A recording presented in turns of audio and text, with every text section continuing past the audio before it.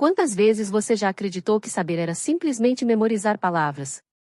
Que ser espiritual era uma ideia distante, que iluminados eram apenas figuras de livros antigos? Jorge Lahá, com sua vivência de décadas na doutrina espírita, nos confronta com uma verdade que faz silêncio dentro de muitos de nós: a ignorância não é apenas falta de informação, ela é ausência de consciência. É a escuridão que nos leva a repetir os mesmos erros, a viver a mesma dor, a pensar que Deus está longe, quando, na verdade, a luz já está dentro de nós, pulsando, esperando ser reconhecida. Hoje a sua alma será provocada a encarar isso de frente. Você ainda vive à mercê das sombras interiores? O que está impedindo a luz de nascer em você? Esta palestra não é um bate-papo comum, é um chamado urgente para despertar. Assista até o fim, com o coração aberto, porque a transformação que começa aqui pode ser o primeiro passo para entrar de verdade na luz. E se essa mensagem tocar você, comente aqui embaixo. E uma boa noite muito especial para os companheiros que pela internet nos assistem do Brasil e do mundo nesse momento. Nós, quando consultamos a obra de Allan Kardec, mais especificamente o Livro dos Espíritos, nós encontramos em 5 perguntas diferentes uma mesma informação. Questão 115, questão 121, questão 133, questão 634, questão 1006. Os Espíritos asseveram, Larissa, que o ser, quando criado, é criado simples e ignorante. Quando a gente ouve que nós somos criados simples e ignorantes, nós ficamos imaginando que essa informação está se referindo ao ser humano, à criatura humana, que quando a criatura humana surge, a criatura humana, o ser humano, quando surgiu sobre a face do planeta, ele era simples e ele era ignorante, mas não é. A simplicidade e a ignorância não se referem à criatura humana, se referem, na verdade, ao surgimento do princípio espiritual. Porque a ignorância não está quando nós chegamos à condição hominal. Porque quando nós chegamos na condição hominal, nós já sabemos muita coisa. Ou os animais não sabem de nada? Os animais não sabem caçar? Não sabem se esconder do predador? Eles não sabem como procurar alimento? Os animais já são dotados de muita informação. Eles podem não ter o grau de desenvolvimento a ponto de ter a razão desenvolvida, mas eles já trazem muitos saberes acumulados do tempo que eles já viveram. E as plantas não têm conhecimento, nada não sabem nada? As plantas sabem. Elas sabem o período da floração, o período da frutificação, como germinar uma semente. Elas percebem o vento, a alteração do clima, para iniciar a mudança das folhas. Ninguém vai contar a uma árvore que é outono e as folhas começam a cair. Nem se vai dizer para ela que é inverno ou verão ou primavera para que ela comece a florir. O próprio ser, o próprio indivíduo na condição de vegetal já tem muitas informações. Muitas. E no reino mineral não tem informação também, não? Não sabe nada, não? Será que os elementos químicos não têm as suas predileções na sua conexão com outros elementos químicos? A tabela periódica nos fala que os elementos químicos eles têm predileção por outros elementos nas combinações que eles fazem para a geração de novos compostos. Então, essa simplicidade e ignorância não é do surgimento do homem, mas também não é do período animal. Isso também não é do período vegetal. E também não se refere aos compostos químicos que existem mesmo na química inorgânica. Em O Livro dos Espíritos, questão 540 da obra básica, nós iremos encontrar Kardec fazendo uma indagação aos espíritos sobre a missão dos espíritos. A resposta é uma resposta longa, mas na parte final da resposta, os espíritos dizem: é assim que tudo serve, que tudo se encadeia na natureza, desde o átomo primitivo, até o arcanjo, que um dia também começou por ser átomo. Ou seja, ele está dizendo que o arcanjo um dia foi átomo primitivo. Desde o átomo até o arcanjo, que um dia também começou por ser átomo. Só que isso é 1857, a humanidade não tinha muita compreensão sobre as coisas. A evolução das espécies iria surgir em 1859, 2 anos após a publicação da obra. E mesmo depois da publicação dela, ainda era muito incipiente o conhecimento sobre a evolução das espécies. Mas os espíritos, antecipando o conhecimento que a humanidade desenvolveria, nos fala que o arcanjo iniciou por ser átomo. E ao perceber o espanto, o assombro daqueles que viam essa informação, os espíritos complementam essa resposta dizendo: maravilhosa lei de harmonia, que o vosso acanhado espírito não pode entender em seu conjunto. E é verdade. A criatura humana de 1857 tinha dificuldade de entender esse mecanismo do processo de desenvolvimento das formas, para que o chamado átomo primitivo pudesse um dia alcançar a condição de arcanjo. Foi necessário que muitos outros cientistas atravessassem a história da humanidade para que nós conseguíssemos entender como esse mecanismo se processa. Nós temos um estudo feito por um russo chamado Alexander Ivanovich Oparin, que publica um trabalho no ano de 1935. O trabalho se chama Teoria Heterotrófica da Origem da Vida.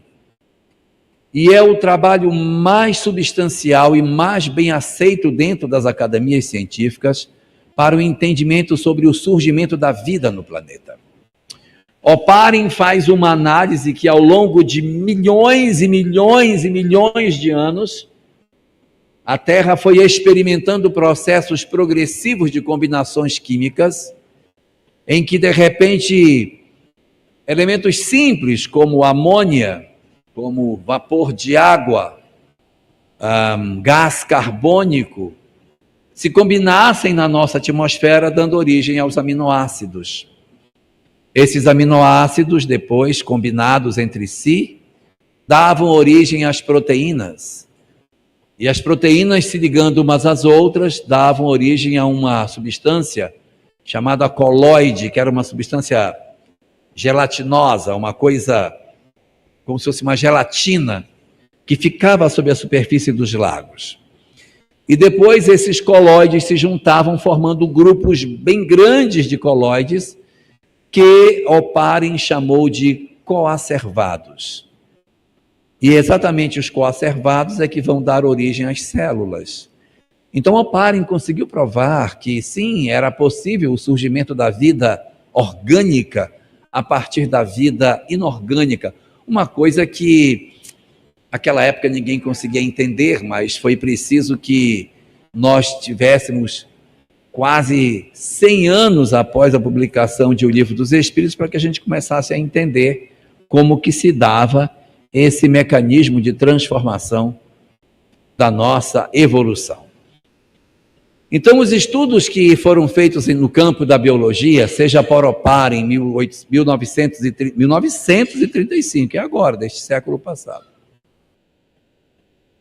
que vai surgir o entendimento de como é que surgiu a vida inorgânica e a vida orgânica surgiu dessa. E nós temos estudos do século XIX, de 1859, os estudos de Charles Darwin, falando sobre a evolução das espécies, que falava como que as espécies progridem, como que os indivíduos se desenvolvem. E esse mecanismo da evolução vai encontrar uma substancial contribuição no ano de 1900 com os estudos de Hugo de Vries, que vai nos falar como que se dá o mecanismo da evolução através dos chamados saltos das mutações para o surgimento dos novos seres. Então, o que se percebe disso? Que a ciência já conseguiu enxergar que os corpos eles vão evoluindo. Os seres que hoje estão numa determinada condição de evolução, amanhã estarão melhores. Assim como aqueles que hoje estão numa condição tida como melhor, um dia já estiveram mais atrás.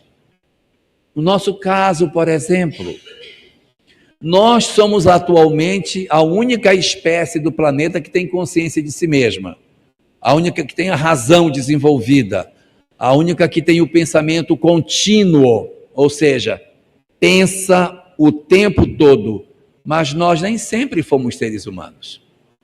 Por quê? Se nós voltarmos a 1 milhão de anos atrás, nós não tínhamos a nossa espécie no planeta. O Homo sapiens, que é a nossa espécie, surgiu agora, nos últimos 300 mil anos no planeta. Na época de 1 milhão de anos atrás, o que tinha de melhor no planeta era o Homo erectus.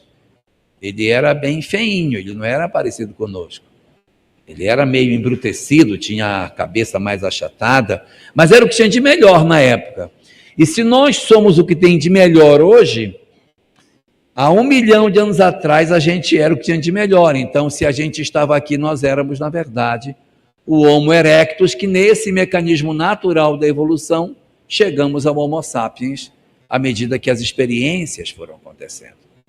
E se nós, há 1 milhão de anos atrás, éramos o Homo erectus, se eu puxar mais tempo para trás, eu vou descobrir que eu era sempre a espécie mais evoluída que o planeta tinha. Há 50 milhões de anos atrás, o que tinha eram mamíferos muito rudimentares. Então, se a gente estava aqui, nós éramos esses.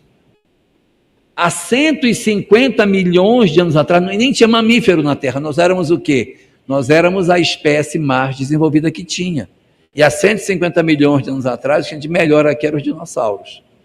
Então, se a gente for recuando no tempo, nós estaremos sempre na posição mais elevada que conduziu a que hoje nós sejamos a espécie humana. É só puxar para trás a evolução do homem que nós teremos uma noção de onde nós estávamos se nós estivéssemos ou tenhamos estado aqui na Terra nesse período recuado, que pode ser que a gente não seja daqui, né? Pode ser que a gente já tenha chegado aqui num outro período, migrado de um outro planeta que nos trouxe para cá em função da nossa rebeldia, chamados exilados. Mas se a gente vem fazendo a nossa evolução dentro do planeta, nós seremos sempre contados entre as espécies mais evoluídas que a Terra apresenta nesse sentido. Qual é a grande lição que a gente tira disso? Qual é a reflexão que a gente pode fazer nesse longo caminhar da ignorância até a luz proposta de nossa reflexão para a noite de hoje? É nós percebermos que sim, nós construímos aquilo que somos ao longo dos milênios que vivemos. As nossas histórias de vida não surgiram na nossa condição de homens. Nós temos heranças ancestrais, nós temos heranças das espécies anteriores nas quais nós vivemos para desenvolver os nossos instintos. No período em que nós não éramos ainda seres humanos, nós vivíamos na Terra como primatas, aqueles seres ainda bastante primitivos que viviam na Terra e que não tinham ainda a compreensão que hoje o ser humano possui. O nosso pensamento era um pensamento que mesclava instinto com inteligência. Só que esse instinto foi uma conquista de milhões e milhões de anos. Quantas vezes uma lebre teve que reencarnar como lebre para aprender que ela foge do predador, se jogando para o lado esquerdo e depois para o lado direito? Até ela aprender isso, quantas vezes? Para que o macaco aprendesse a fugir do predador, subindo no galho de árvore fino, aonde o predador não chega, quantos séculos para ele aprender? Quantos milênios para desenvolver esse conhecimento? Então, os nossos instintos, eles não foram entregues por Deus assim, instantaneamente. Eu acho que eu vou dar para aquele espírito ali, para aquele princípio espiritual, um instinto para ele saber como é que caça. Não, senhor. Para desenvolver um instinto, vai experimentar. Então, como disse o texto que a Larissa leu para nós aqui no começo, é exatamente a encarnação que promove o desenvolvimento do princípio espiritual. A gente precisa renascer para aprender. Só que numa primeira etapa do nosso processo evolutivo, nós só tínhamos que desenvolver o instinto. Qual era o nosso objetivo? É só instinto. Um crocodilo, ele não diz, gente, acho que está na hora de eu comer, eu acho que está na hora de... Não estou com fome, mas já é a hora do almoço, acho que eu vou comer um pouquinho, vou fazer uma boquinha, porque senão à tarde eu vou ficar com fome. Não! O crocodilo, ele vai comer por instinto. Quando ele sente fome, ele vai em busca da comida. Comeu, acabou. É o instinto que move os animais. É o instinto que faz caçar, que faz dormir, descansar, reprodução. Todos esses fenômenos são fruto de um longo mecanismo de desenvolvimento do instinto. E quando nós desenvolvemos o instinto, Cidinha Mota, nós já não somos mais simples. Não somos mais simples. E não somos mais ignorantes. Não sou mais. Eu já sei caçar. Eu já sei me esconder. Quando um camaleão muda de cor para se esconder do predador, ele é ignorante? Ele é ignorante? Ele já sabe uma série de coisas. O camaleão sabe colocar um olho para cá e um olho para lá. Ele consegue olhar para 2 lugares ao mesmo tempo. A gente, de repente, não tem essa habilidade. Ele tem. A tartaruga cava o buraco na areia, coloca os ovos e vai embora. Quem ensinou para ela? Que ela tinha que cavar a areia, botar os ovos, depois passa o peito em cima. É assim que a gente na Amazônia sabe que a tartaruga botou ovos. A gente olha a areia. Onde a areia estiver mexida, aqui tem ovos de tartaruga. Que ela põe os ovos, depois, para querer dizer que não fez, ela passa o peito em cima e que piora. Aí que a gente sabe que ela botou os ovos. Mas quantos séculos, quantos milênios para a tartaruga aprender que é assim que ela tem que fazer para sobreviver à sua espécie? Quantas experiências para desenvolver essa habilidade? Então, o instinto foi a grande conquista que nós tivemos no período animal, para desenvolver todas as potencialidades que a gente tinha. Quando nós chegamos na fase de primatas, quando nós já estávamos chegando perto da condição de homens, começaram a acontecer os primeiros lampejos de inteligência. Não era mais só um instinto funcionando, já tinha inteligência. Um cachorro não age só por instinto, ele age por inteligência também. Você pega um cachorro e pega uma pedra, um objeto, e joga para ele, aí ele corre para ir buscar, aí ele traz para você. Aí você joga de novo, ele vai buscar. Aí você faz que joga, ele corre, quando ele volta, não jogou. Aí ele fica esperando. Aí você faz que joga, ele já não vai mais, ele já fica olhando para a sua mão para ver se você jogou ou não. Ele já percebeu, então isso não é mais instinto. Ele já está fazendo julgamento. Só que o cachorro, ele não tem o pensamento contínuo. O pensamento do cachorro é fragmentado. Tem horas que ele pensa e tem horas que ele age por instinto. Ele não se segura. Ele vê um inimigo, ele avança, ele ataca. E não adianta você conversar com o cachorro e dizer, não morda, olha, não morda a criança. Se vá sentar. Ele não vai ouvir você, porque o instinto está falando mais alto. Mas ele tem lampejos, a inteligência dele está em construção. Nós poderíamos comparar esse momento da evolução do princípio espiritual igual uma lanterna que acende e apaga. A lanterna dos seres mais atrasadinhos, ela está quase que o tempo todo apagada, pouquinha vez que acende. Já o cachorro acende muitas vezes no dia a inteligência dele. Ele vai aprendendo e vai agindo com inteligência. Leon Denis, quando trata dessa questão, no livro O Problema do Ser, do Destino e da Dor, ele conta uma história interessante. Ele conta que uma raposa precisava pular um muro e ela estava com uma caça na boca.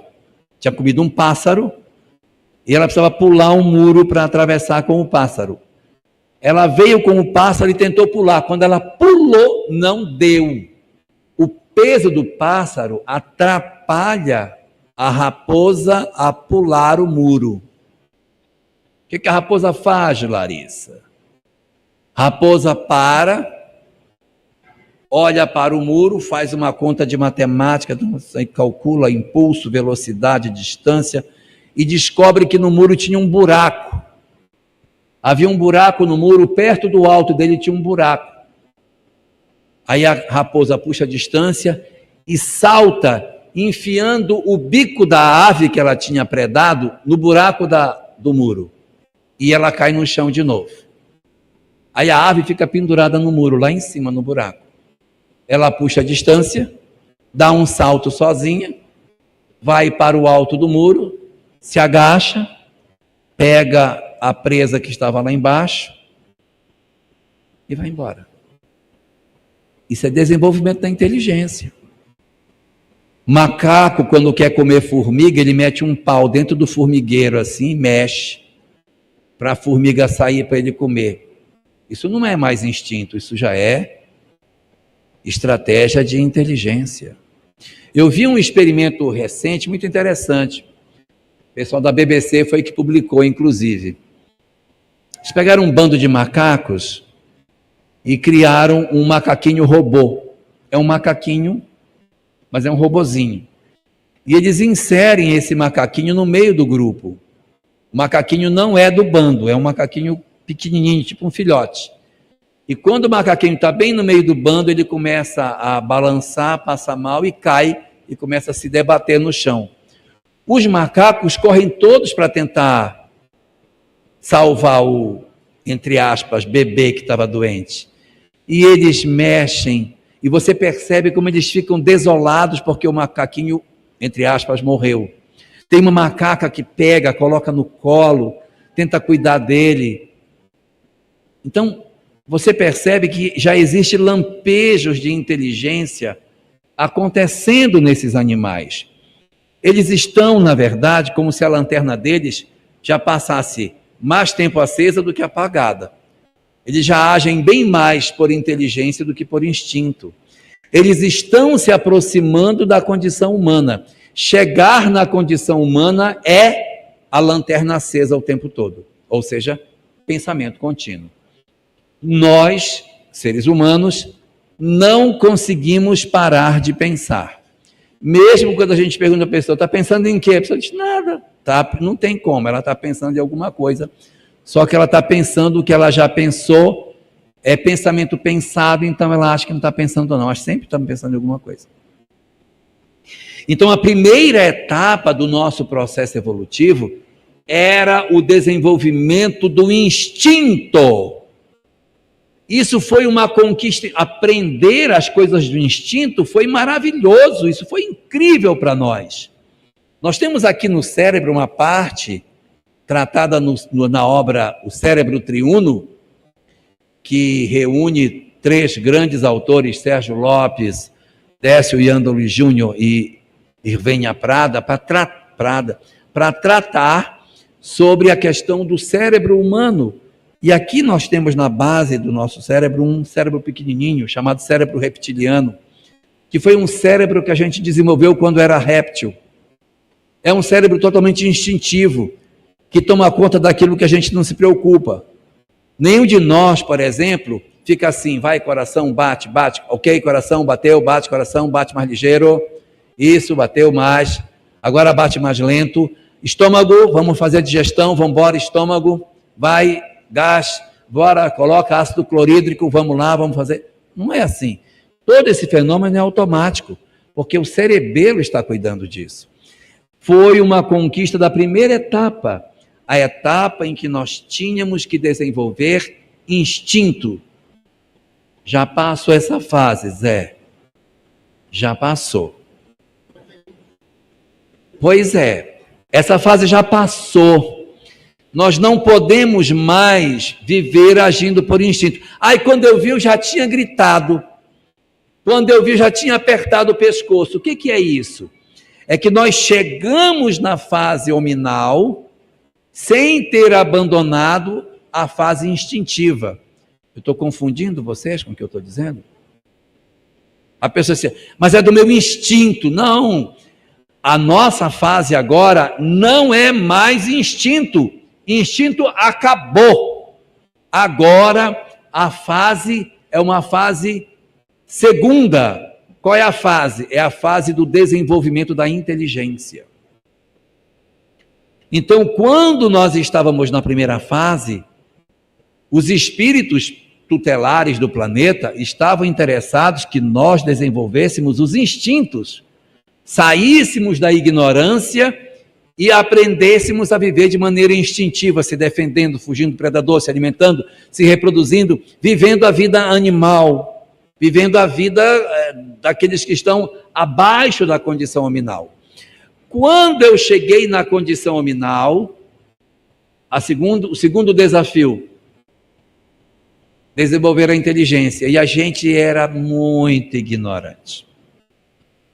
Nós éramos já conhecedores de muita coisa, mas na condição hominal ninguém sabia nada.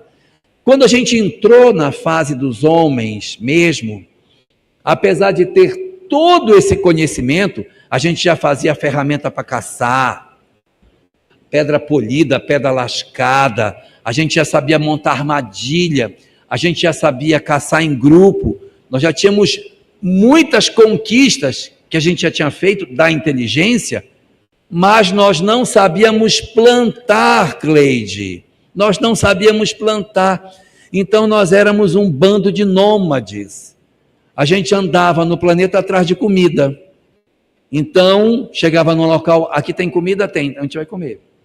A gente comia, quando se fartava, comida acabava, a gente ia embora para outro canto. Então nós éramos andarilhos no mundo, a gente não ia procurando comida sem nenhum tipo de ideal superior, era assim que a gente vivia. Nós não tínhamos ideais maiores. E quando nós chegamos nesse período, qual era o desafio? Agora você vai desenvolver a inteligência. Então a gente começou, desenvolvemos o conhecimento da agricultura. Olha, essa planta que eu comi, ela tem uma semente. Se eu botar essa semente no chão, vai nascer uma planta que no futuro vai dar o fruto que eu comi. Vocês acham que isso é fácil de descobrir? Isso não é fácil de descobrir, não. Isso é difícil. É difícil entender que é assim que as coisas são. Porque nós éramos muito imediatistas. Então eu não conseguia imaginar que aquele grão que foi comido, se for botar na terra, amanhã daqui não sei quanto tempo, vai dar o mesmo fruto que eu comi. Até aprender isso, nós fomos nômades muito tempo, até que descobrimos a agricultura. E foi uma grande revolução na humanidade, porque a descoberta da agricultura permitiu que nós nos fixássemos nos terrenos mais férteis. E aí começou a ideia de território, esse território é meu, aquele território é dele, invadiu o meu território, eu vou atacar, eu vou matar. Era um instinto de violência sobrepondo a razão, e a gente viveu dessa maneira. E foi nesse período que o governador planetário trouxe uma série de espíritos para poder impulsionar o progresso, trazendo ciência, filosofia, religião e arte para nós, e impulsionou a nossa cultura, o nosso saber, e nós ingressamos na segunda fase do conhecimento. Vamos relembrar a primeira, instinto. Vamos relembrar a segunda, inteligência. O objetivo da segunda janela da evolução é que nós desenvolvêssemos a inteligência. Agora já era ser humano, não era mais animal. Não, isso aqui já passou. Agora nós estamos na condição de homens. Só que nós, como homens, meu Deus do céu, como nós trazemos herança dos nossos comportamentos animais. Mesmo tendo a razão, eu continuo tendo as emoções do animal. É muita loucura. Então é um período em que a inteligência ela é dominada pela emoção. Eu sei, mas eu não dou conta de cuidar, então eu vou fazer. Então, no segundo período, é um período marcado por uma etapa em que as emoções tomavam conta da gente. Então é violência, é guerra, as pessoas se apresentavam como tiranos, sentavam nos tronos, escravizavam pessoas, carregavam pessoas de um canto para o outro, invadiam o território dos outros, matavam as pessoas para tomar conta das riquezas que tinham, saqueávamos cidades. Verdadeiros animais. Mas tem inteligência, faziam armaduras, se organizavam como exército, para quê? Para matar os outros. Matar para quê? Para ter a terra, para dominar o território, para ter mais lugar para plantar, para ser dono de muitos lugares. Uma coisa muito bizarra, essa sede de poder que a criatura humana tem, mesmo já tendo a razão desenvolvida. Tem a razão, mas o sentimento está atrasado.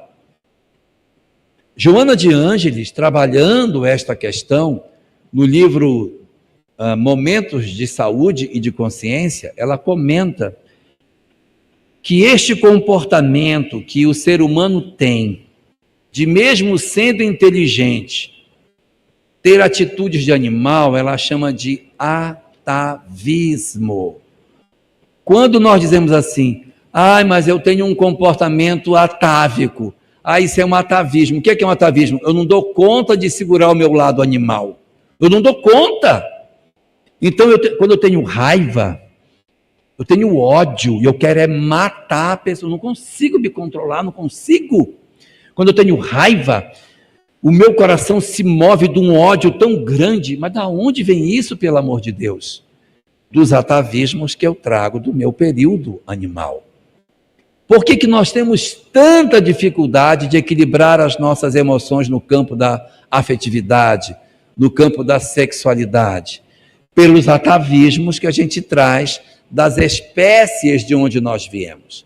Nós somos oriundos de espécies que viviam em bandos, em que tinha um macho alfa, que dominava todos aqueles que compunham o bando, e ele era que se reproduzia com as fêmeas do bando, os outros não podiam. Até ele ser vencido por um outro macho, que passava a ser o líder do bando. Então nós temos uma natureza de pouca proximidade com a afetividade legítima, por conta dos atavismos que a gente traz do período ancestral. Então, nessa primeira janela em que o nosso foco era o desenvolvimento do instinto, nós estávamos na fase pré-hominal. Agora, para o desenvolvimento da inteligência, é o período do homem. Agora é o período da humanidade. Esse período que a gente está vivendo é o período do desenvolvimento da nossa capacidade intelectual, do desenvolvimento do raciocínio, da razão, da lógica, do entendimento das coisas. Só que isso já aconteceu também. Nós já desenvolvemos. Olha aqui a tecnologia nesta sala, nesse momento. Olha quanta tecnologia tem aqui nesse ambiente. Os celulares, internet, câmeras, lives, microfones, meu Deus, ar-condicionado. Quanta tecnologia tem aqui? O que nos falta, pelo amor de Deus, em termos de tecnologia? Nós chegamos num nível de complexidade tecnológica fantástico. Nós estamos, na verdade, saturados de tecnologia. A nossa inteligência já alcançou níveis fantásticos de desenvolvimento. o que a espécie humana conseguiu produzir de conhecimento dentro da história é uma coisa incrível. Estamos muito longe de sermos simples e de sermos ignorantes. Nós estamos, na verdade, já como que vencendo essa segunda etapa. Vencendo a etapa da inteligência, porque nós temos agora novos desafios pela frente. Quando nós vivíamos na fase do instinto e nós tínhamos que passar para a fase seguinte, nós só precisávamos de uma chave para abrir a porta. E esta chave chamava-se inteligência. Você já tem inteligência? Já, então você passa para a fase seguinte. Para quem ainda não se deu conta, a fase anterior é mundo primitivo, que são os instintos. Então, no mundo primitivo, o que é que rege? Os instintos. Para que eu passe para o estágio seguinte, que no livro Evangelho segundo o Espiritismo, capítulo 3, é chamado de mundos de provas e expiações, o que é que eu tenho que ter? Inteligência. Tanto que quando Kardec trabalha as características dos habitantes do mundo de provas e expiações, a primeira característica são profundamente inteligentes. Mas são maus, mas são muito inteligentes. Então nós, como integrantes de um mundo de provas e expiações, nós temos, na verdade, como grande desafio o desenvolvimento da nossa inteligência. Não é mais o instinto. O instinto ficou. Inteligência agora. Só que essa inteligência do período de provas e expiações, ela está muito contaminada com o período anterior. É uma inteligência misturada com instinto, que gera o chamado atavismo. Então, nós temos como tarefa deixar esses atavismos para trás. Nós temos como tarefa desenvolver uma inteligência que se descolou do período dos instintos que nos perturbavam no passado. Eu não sei se eu estou sendo claro no que eu quero dizer, mas a gente viveu um tempo grande para desenvolver os instintos. E agora, na fase da inteligência, eu tenho que fazer com que a inteligência domine o instinto. Eu estou com fome, aí tem uma pessoa comendo, mas eu vou arrancar a comida dela e vou comer. Não, não vou fazer isso, não posso fazer. Então a inteligência se sobrepondo ao instinto. Nós temos que vencer agora o atavismo. E aí uma pergunta se impõe: como nós iremos vencer o atavismo? De que maneira que a criatura humana vai se desvencilhar das impulsividades que a gente traz lá de trás?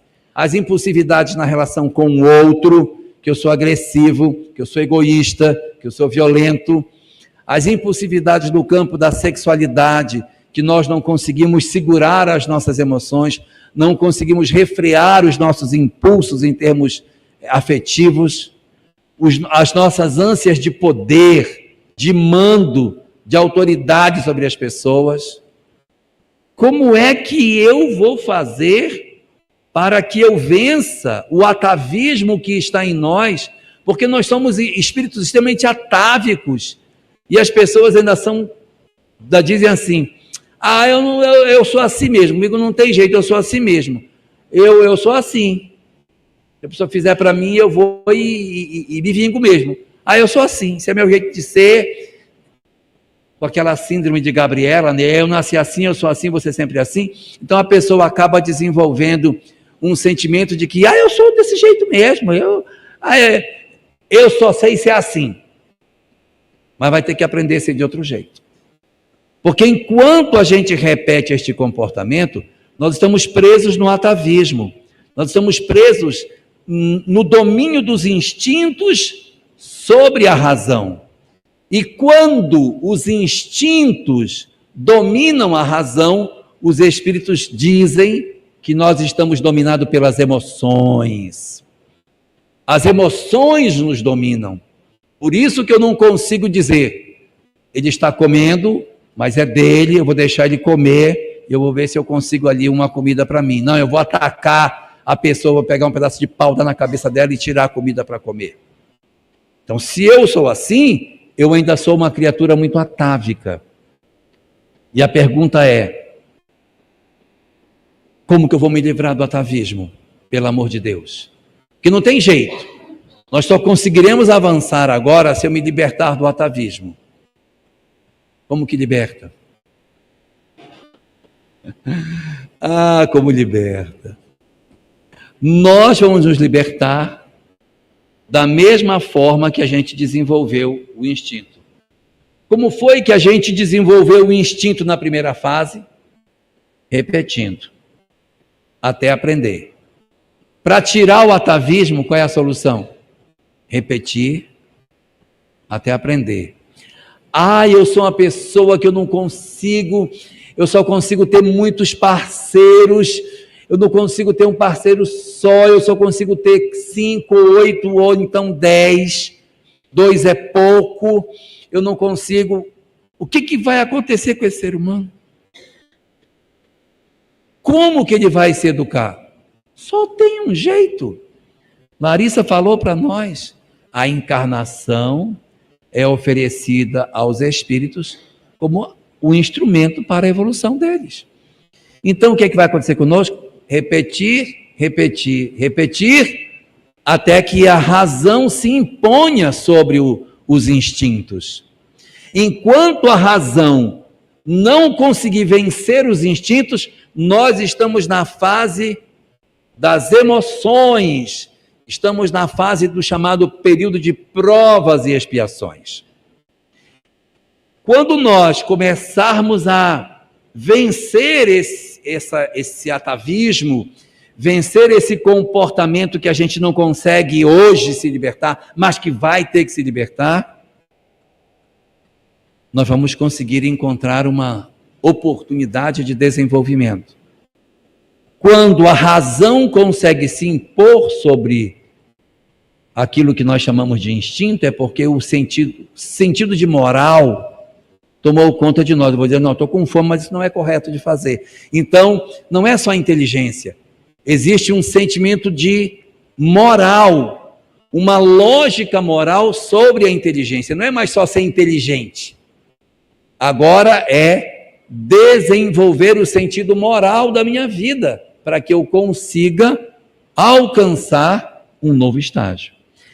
Quando Zilda, quando nós conseguimos vencer os atavismos, quando a inteligência se liberta dessas pressões do instinto, quando a moral se torna um elemento dominante nas nossas condutas, eu não sou mais de provas e expiações. Eu estou numa terceira etapa. Uma etapa chamada regeneração. Então, instintos, mundo primitivo. Inteligência e mais propriamente emoções, mundo de provas e expiações. Moral desenvolvida, ou mais propriamente sentimentos, estou falando de regeneração. No livro Evangelho segundo o Espiritismo, a mensagem sobre a lei do amor de Lázaro diz: no princípio, os homens tinham apenas instinto, mais desenvolvidos têm emoções e mais depurados têm sentimentos. Mundo primitivo, provas e expiações, mundo de regeneração. Não que o mundo de regeneração seja um mundo superior, ele não é um mundo superior. Não. Allan Kardec diz que ele não é. Mundo superior é mundo de todos e mundo celestial. Mundo de provas e expiações, mundo de regeneração é o mundo em que você respira aliviado da loucura do mundo de provas e expiações. Imagine que é você morar num planeta ou numa sociedade que você não precisa trancar a casa que ninguém vai entrar para lhe roubar. Um mundo sem chave. E você não fica segurando a bolsa, com medo, quando alguém chega perto, não tem que ter medo. Por quê? Porque as pessoas são de um outro padrão. Só que no mundo de regeneração, Os espíritos ainda não são espíritos resolvidos, porque não é um mundo de regenerados, é um mundo de regeneração. É lá que os espíritos vão se regenerar, vão se resolver espiritualmente. Mas eles precisam ter a condição de ingresso nessa terceira fase. Porque para entrar na segunda fase, bastava uma chave: inteligência. Para passar para a fase seguinte, só uma chave não abre a porta. Se eu for só inteligente, eu não acesso o mundo de regeneração. Então, duas chaves. A chave da inteligência tem que ter, porque se eu for um espírito ignorante, não entra. Tem que ter raciocínio desenvolvido, é lógico. Mas tem uma segunda chave, que é o aspecto moral. Se eu não tiver o desejo de ser bom, não dá para seguir. Não dá para seguir. Não se segue para o mundo de regeneração com o sentimento da criatura do mundo de provas e expiações. E muitos de nós dizemos assim: eu queria tanto ser um espírito de luz, mas eu não queria mudar. Eu gosto de ser como eu sou. Mas eu queria ser um espírito de luz. Eu queria chegar no local e fazer uma inveja para as pessoas, quando eu entrasse com a minha luz, as pessoas se jogassem no chão e eu mostrasse. Gente, não vai conseguir. Não tem jeito. Não tem como, porque é inerente do processo evolutivo a busca do bem. É inerente, não tem como. Nós não conseguiremos evoluir enquanto a gente estiver agarrado nos aspectos infelizes das nossas existências. Na questão 614 de O Livro dos Espíritos, Allan Kardec pergunta o que é a lei de Deus. E os espíritos respondem que a lei de Deus é a única verdadeira para a felicidade do homem. Se é a única verdadeira, porque não tem outra, né? Só tem uma. A lei de Deus é a única verdadeira para a felicidade dos homens. Indica-lhe o que ele deve fazer ou deixar de fazer. E a parte mais importante, ele só é infeliz quando dela se afasta. Então, o afastamento do homem da lei de Deus é o que produz a infelicidade. Na medida em que nós nos aproximamos da lei de Deus, nós automaticamente nos tornamos felizes. Qual é o resumo dessa ideia? O resumo dessa ideia é o que está apresentado na introdução do livro 13 da série psicológica, chamada Conflitos Existenciais. Ali, Joana de Ângeles diz o seguinte: que a felicidade não é um dom gratuito de Deus, que a felicidade é uma conquista. Você vai conquistar, todos nós seremos felizes, isso é verdade, mas você vai conquistar a sua felicidade. Ela não vai ser dada gratuitamente, do tipo, está sofrendo tanto tempo já, né? Já tem 10 mil anos nesse sofrimento, esse perrengue danado. Dá um pouco de evolução para esse cara, pega lá um balde, dá um balde de paciência para ele. Não é assim que funciona. A evolução, ela não é entregue por Deus para nós, ela é conquistada. E o que é a felicidade? A felicidade é uma conquista que a gente obtém quando vive o amor. Então, como é que o espírito se torna feliz? Porque está vivendo o amor.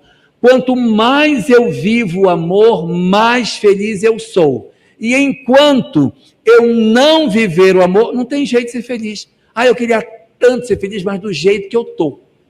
Queria que, Senhor, me faz muito feliz, mas só a mim. Ao meu cunhado não, aquele miserável. Gente, não tem como. Porque a felicidade, ela decorre do desejo de amar, do amor. Quando eu tenho mágoa, quando eu tenho ódio, quando eu tenho raiva, eu não sou feliz. Não existe maneira de ser feliz. Eu sou tão feliz porque eu odeio tanto. Não tem como. Não existe. Não existe um só espírito em todo o universo infinito que seja feliz, cheio de ódio. Ele pode até dizer assim: eu estou muito feliz porque eu consegui me vingar, mas não está feliz, está contente. Por um tempo. Depois não vai ficar mais tão feliz assim. Mas felicidade verdadeira só para aqueles que amarem. Então, para que eu saia desta segunda janela que eu me encontro hoje, que é o nosso caso, Estamos aqui com a inteligência cheia de atavismos por conta do ranço, do instinto que vem contaminando as minhas condutas. Eu vou ter dificuldade de entrar pela outra porta, que eu estou cheio de atavismo ainda. Que eu digo, mas eu não consigo, não dou conta. Ai, gente, eu não consigo. Quando eu digo, eu não consigo, eu estou dizendo que eu tenho um comportamento atávico, que eu não tenho ainda capacidade de vencer os meus instintos.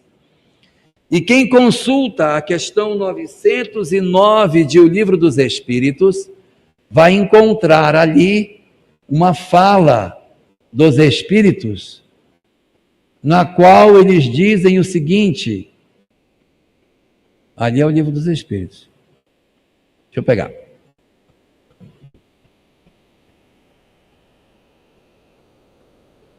Livro dos Espíritos, questão 909. Eu vou ler, que é para ninguém dizer que eu inventei. 909. Pergunta Kardec. O homem poderia sempre vencer as suas más tendências pelos seus próprios esforços? Eu vou ler diferente. O homem poderia sempre vencer o seu comportamento atávico? Vencer o atavismo que tem nele? Essa coisa de que o instinto, o instinto não me deixa, é da minha natureza. Pode. Resposta dos Espíritos. Sim. E às vezes com pouco esforço. O que lhe falta é a vontade. Como são poucos os que se esforçam. Porque o que acontece conosco? A gente quer evoluir sem mudar. Esse é o nosso grave problema. Eu queria que a lei de Deus mudasse para que eu virasse um espírito evoluído do jeito que eu sou. Não vai acontecer, gente. Não vai acontecer. A lei de Deus não vai mudar. Ela é eterna e imutável como o próprio Deus. Questão 615. Ela é eterna e imutável como o próprio Deus. Somos nós que somos mutáveis, que temos que nos transformar em busca dessa felicidade, que permite que a criatura se integre ao grande todo, que nós nos sintamos em sintonia com o Criador, resplandecendo a luz que existe no Senhor. Então, se nós estamos desejosos de fazermos a entrada nesse novo período, que é o período de regeneração, não tem outra alternativa. De inteligência já está bom. Ninguém precisa dominar mais do que já domina. Já está o suficiente, a inteligência está boa. Se alguém tiver alguma dificuldade, assim, pode até avançar um pouquinho, mas o nosso maior problema não é esse. O nosso maior problema está no coração, está na raiva, está na mágoa, está no ódio que a gente sente, que a gente precisa tratar. É aí que está a segunda chavinha que eu tenho que achar. A primeira chave da inteligência eu já tenho. Agora a segunda chave, que é do aspecto moral, que eu tenho que desenvolver. E eu não quero deixar ninguém frustrado, imaginando que a chave da moral está somente nas tarefas do movimento espírita. Então eu vou para o centro espírita, vou doar sopa, vou fazer sopa, vou cortar cenoura, cebola, batata, vou costurar, fazer ponto cruz, vagonite. Eu vou aprender pintura em tecido, vou fazer enxoval para beber. É ponto cruz avesso perfeito, tá? Porque esse ponto cruz que não é avesso perfeito não é muito bom. Que põe aquele paninho para trás para esconder como é que o ponto matou, esse não é bom. Põe aquele que você mostra ainda vira o avesso. Olha o meu avesso. Né? Então, achando que somente o trabalho da casa espírita vai nos oportunizar a libertação. Errado. Errado. Não é somente esse trabalho, porque existe um que é maior do que esse. Existe um, Patrícia, que é muito mais importante do que o trabalho da casa espírita, porque se esse aqui fosse o grande elemento para que a gente alcançasse a luz, a gente nascia de uma semente que era no chão, brotava e vivia. Mas como é que a gente nasce? Como é que é o nosso processo de surgimento na vida? Tem que ter duas pessoas para a gente nascer. E a gente, além de nascer deles, a gente não é tartaruga. Tartaruga rasga o ovo e vai embora para a água, não quer nem saber o nome da mãe, não sabe nem o nome da mãe. Pergunte uma tartaruga qual é o nome da sua mãe, ela não vai te dizer, ela não sabe. Por quê? Porque a tartaruga não precisou da mãe depois que os ovos foram postos. E o ser humano, que nem segura o pescocinho quando nasce, todo mundo que está aqui, sem medo de errar, todo mundo que está aqui, alguém cuidou, alguém alimentou, alguém nos protegeu, alguém nos ensinou a falar, alguém nos pegou pela mão. Todos estão lá fora também.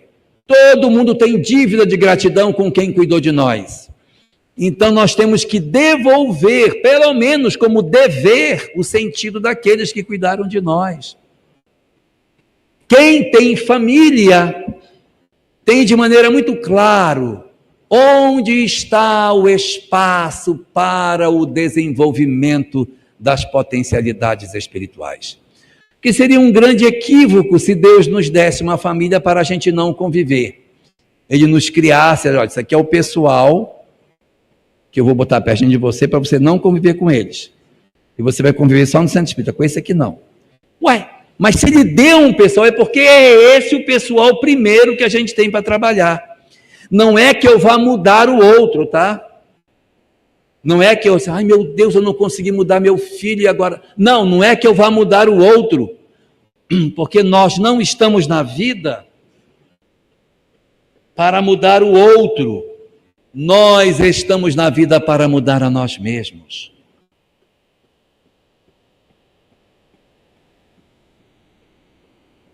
Ai de nós quando a gente achar que eu sou o grande salvador da minha família, eu tenho que salvar meu pai, salvar minha mãe, salvar meu irmão, salvar meu filho, salvar meu neto.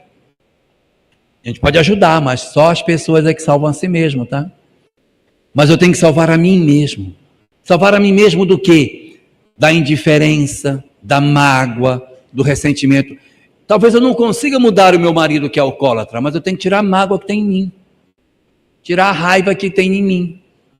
De repente eu não consigo tirar o meu filho da droga, mas eu tenho que tirar de mim a raiva, o desejo de desistência, a vontade que ele desapareça. De repente, eu não vou conseguir mudar a minha sogra. Eu nem sei nem o que a gente pode falar, vamos pular para outro. Deixar a sogra falar.